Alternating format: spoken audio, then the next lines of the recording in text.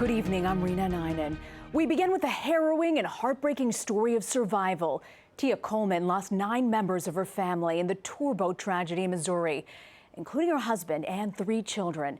They were among 17 people killed when an amphibious duck boat capsized and sank near Branson, Missouri. The dead range in age from 1 to 76 years old. The duck boat, which drives on land and cruises on water, ran into a violent storm Thursday night. 14 people were rescued. Tia Coleman and her 13-year-old nephew were among the survivors. Omar Villafranca has her story. Boats were on the water at Table Rock Lake as family festivities resumed in Branson, Missouri.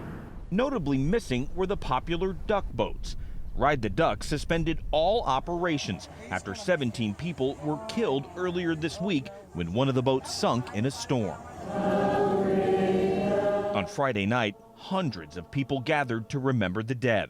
Flowers were placed on the victims' cars left behind in the parking lot. Oh, no. God. Oh, my God. Oh, it's going under. He's going under. The tragedy happened Thursday evening. Cell phone video shot from another vessel shows the duck boat struggling to push through the choppy water as the storm blew over the lake.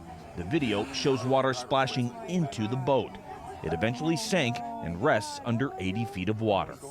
By law, all the duck boats have to carry life jackets, but passengers aren't required to wear them. The jackets are stored under the canopy. One woman who was on the boat said operators told them they wouldn't need the life jackets.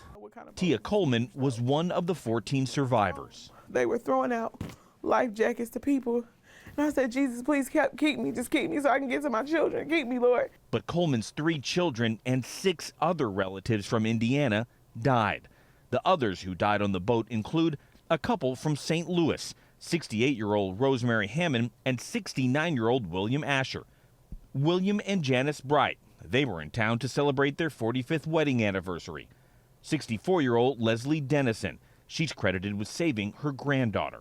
Steve Smith and his 15-year-old son Lance from Arkansas, and the driver of the boat, 73-year-old Bob Williams. Jim Pattison Jr. is president of Ripley Entertainment. They own the boating company. Should that boat have been on the water? Well, I think, yes, at the time, with what we knew then when we knew it, it was calm water. But many local boaters are questioning whether the vessel should have been on the water because of the weather.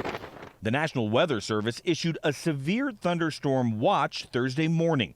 The tour started in the early afternoon. Just after 6:30 p.m., a severe thunderstorm warning was issued, alerting people that 60 to 70 mile-per-hour wind gusts were possible. The boat was still in the water when the storm hit and sank just after 7 p.m. For Tia Coleman, who is still recovering, the horror and panic from Thursday still haunt her. The worst feeling you could ever feel. The one thing I remember saying is, if they don't make it, Lord, take me too. There's really no need for me to be here.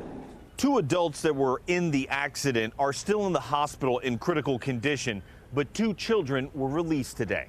Rena? Omar Villafranca in Branson. Thank you, Omar.